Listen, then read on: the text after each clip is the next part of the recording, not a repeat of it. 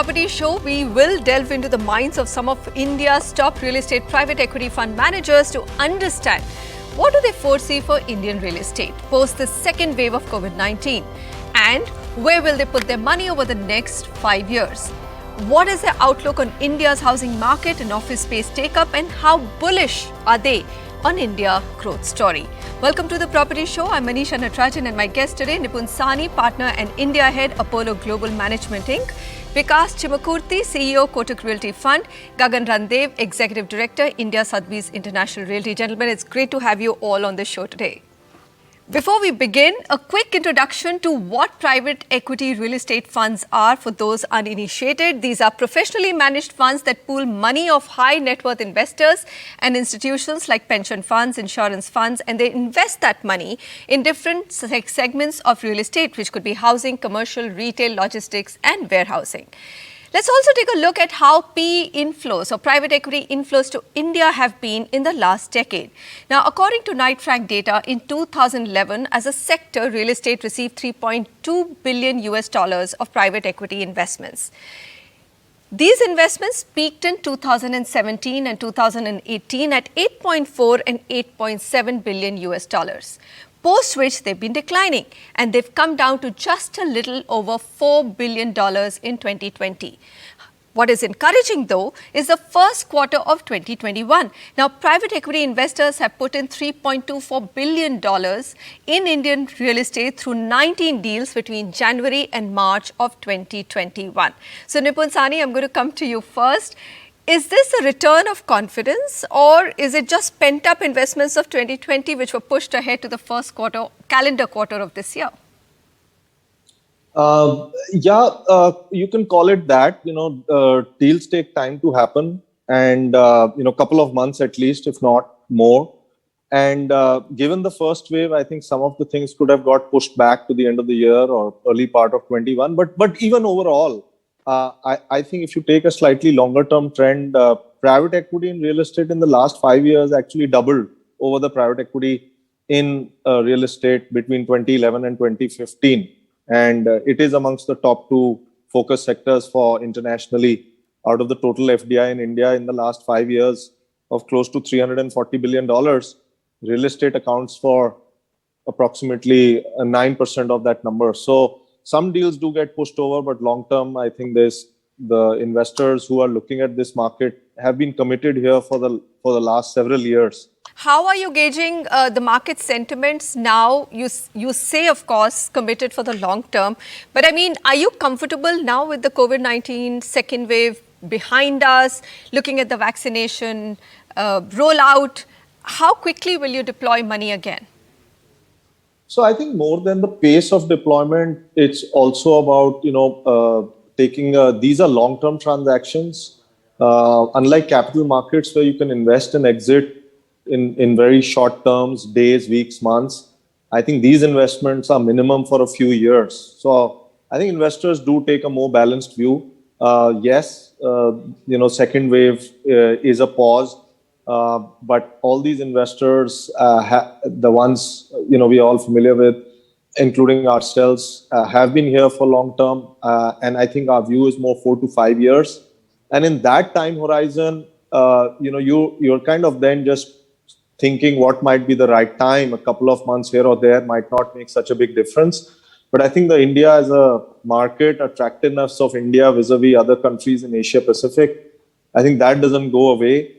And I think that focus will be there. We continue to be active in the market in terms of next couple of years.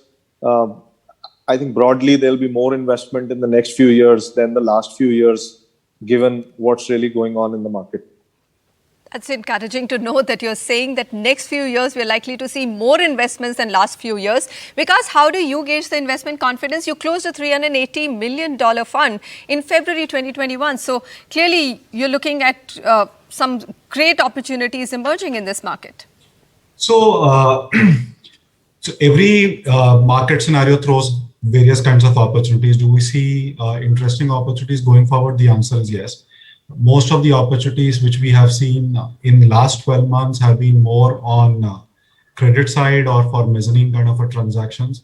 and the NBFCs have been a great source of deal opportunities for players like us. And that, I think, the pace, which was very high in 2020, I think that we see somewhat reducing in calendar year 2021. But I think some of the large players have again started looking for potential new acquisitions, new projects in residential, etc., where we see potential funding opportunities coming forward. And we continue to be, I think, residential seems to be a very attractive space to be in going forward as well as it was in the past. All right, Gagan, what's your sense of overall confidence? Is there this sense that the worst is behind us? As Nipun was rightly saying that 2000 and in the period in the last 5 years, we've seen tremendous investments on private equity into real estate, and a large chunk of that has been in the office space. Compared to the previous 4 years of 45 million square feet of average net leasing in the top 7 cities, we actually recorded about 25 million square feet last year. So there was a bit of a pause where people wanted to see what the fallout of this was going to be. But we also saw a great year where Resi, after a long time, actually picked up. And while this started with certain pockets, we are seeing pretty much across the board a little bit of rebound, which is happening on the residential side. Agree that there's been a flip-flop between investing in offices and investing in residential. And if I go back to the data and see in which sectors have PE investors put their money, a decade ago, the scales were tilted towards residential. So from 2000 to 2015, almost 60% of PE investments were in the residential segment until the focus of fund managers shifted to ready office assets, and 60% plus investments in the last several years have been going into Grade A office assets. Nipun, Apollo Global, now you deployed $620 million during 2020, that's reported.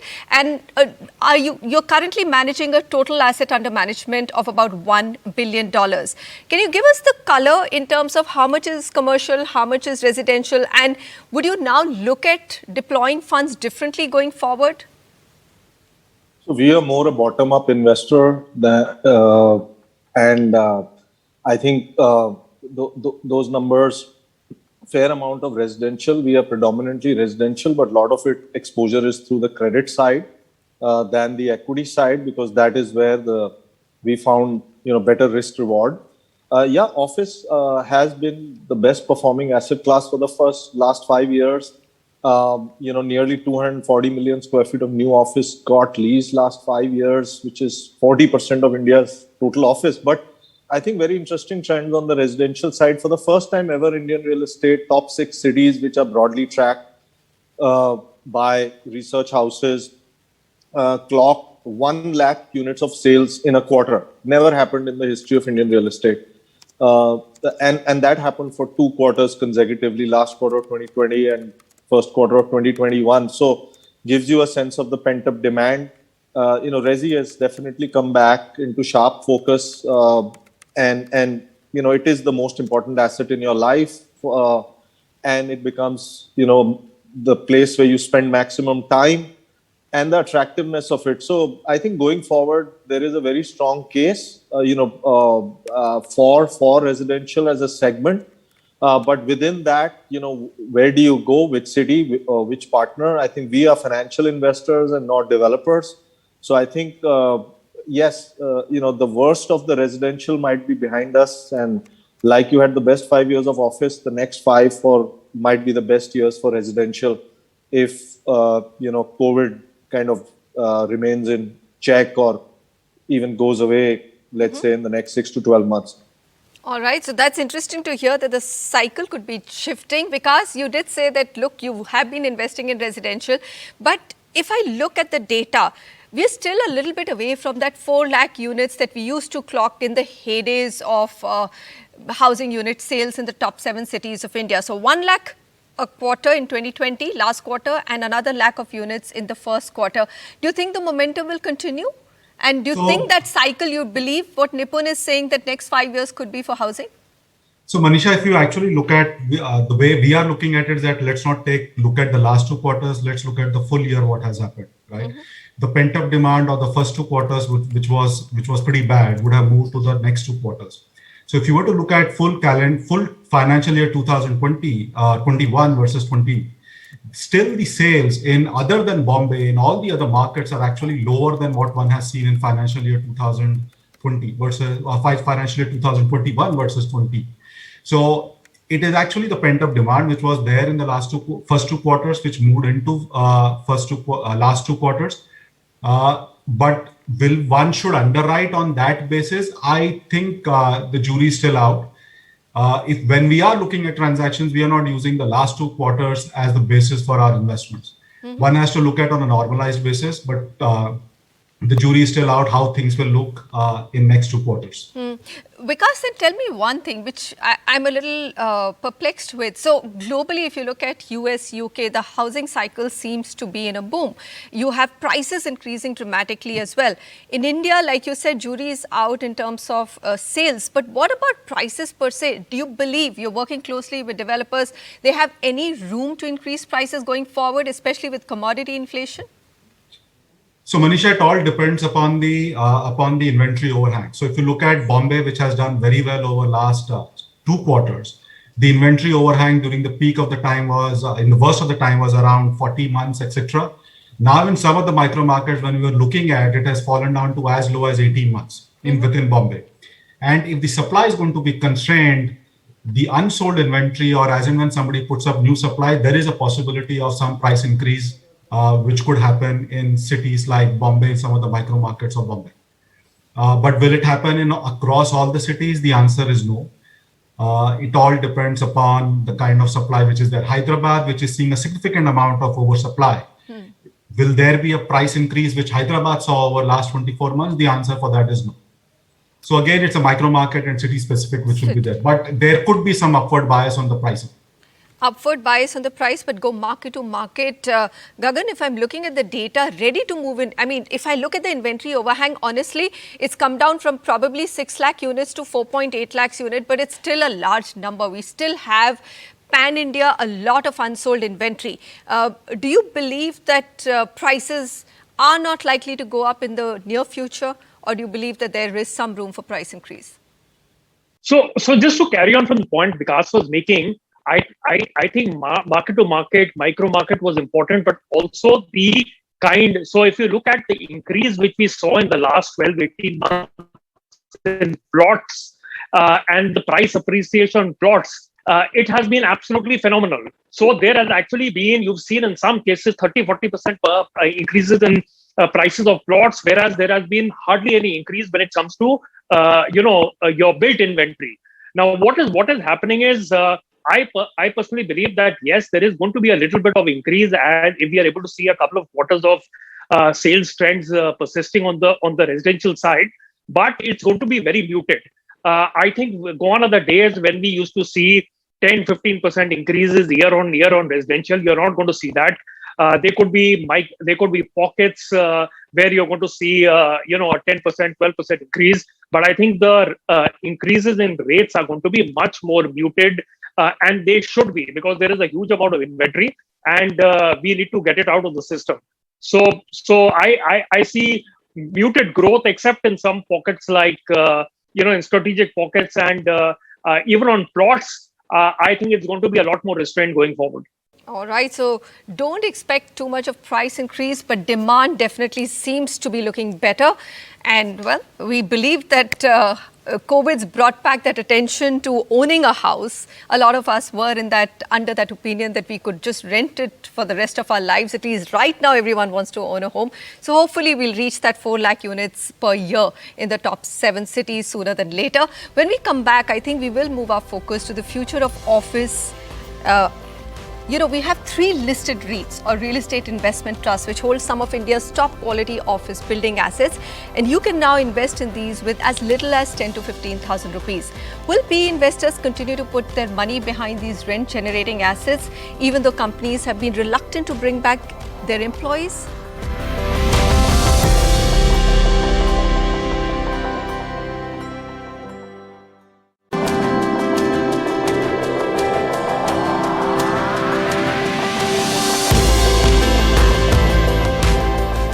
When it comes to the way we all work, we definitely have entered an altered world.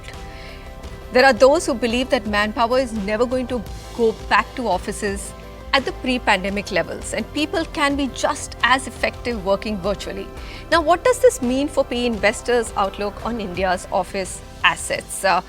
Nipun, how will you look at, you've already said that the residential cycle is looking much stronger going ahead. Having said that, would you not look at office assets at all?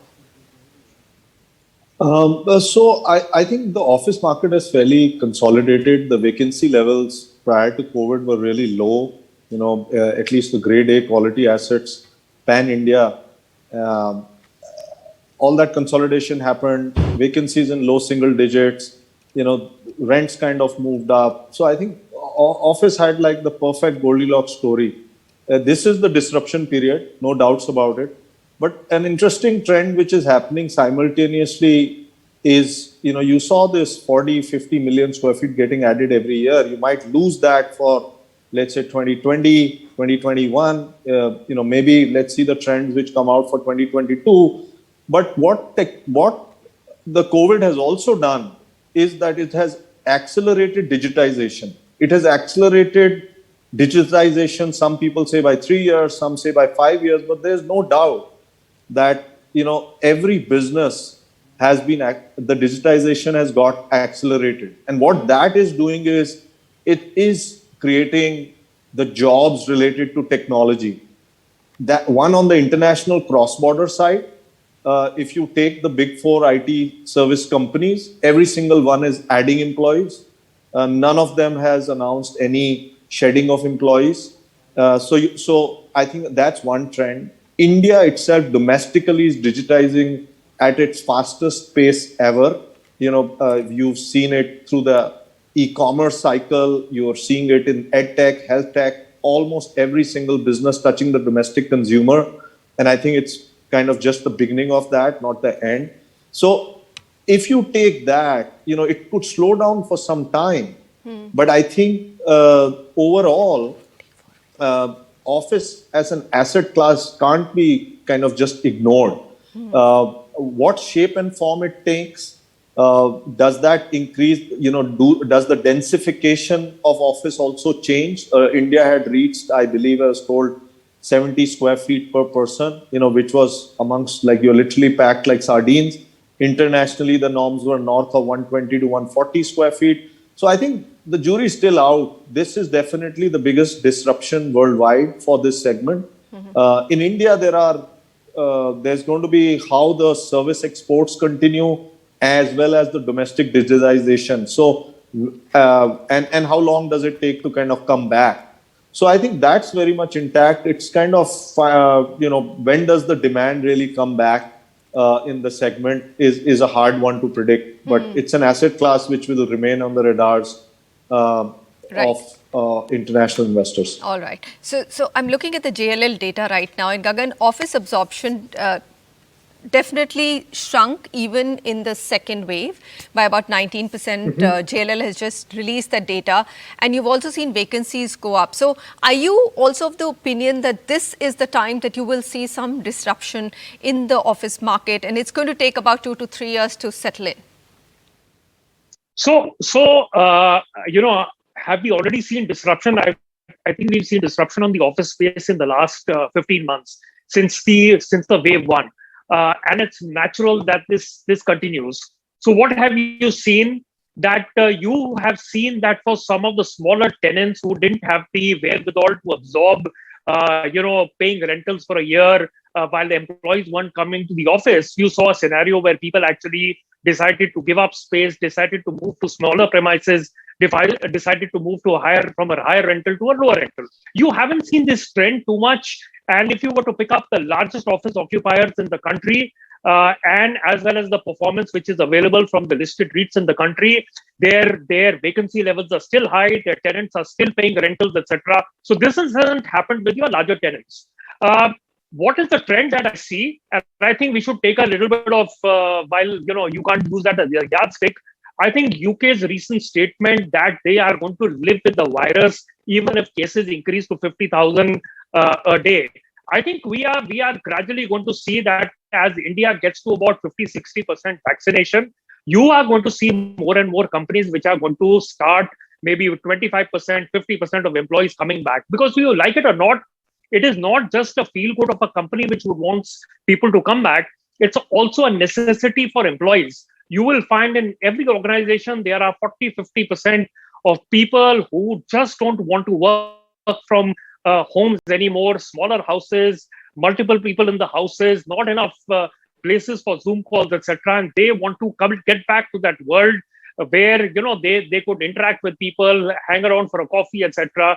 And my personal belief is 2022 is going to remain a challenge. It's going to be better than 21. And in 2023, I personally believe that we are going to be back to close to 2019 levels of leasing.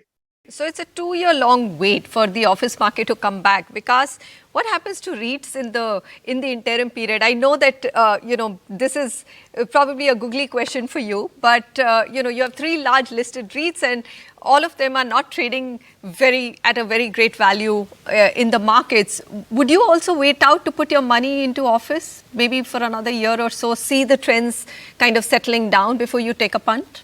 So, Manisha, we are looking at opportunistically office at this point of time. Is the pain still being felt in a big way? The answer is no.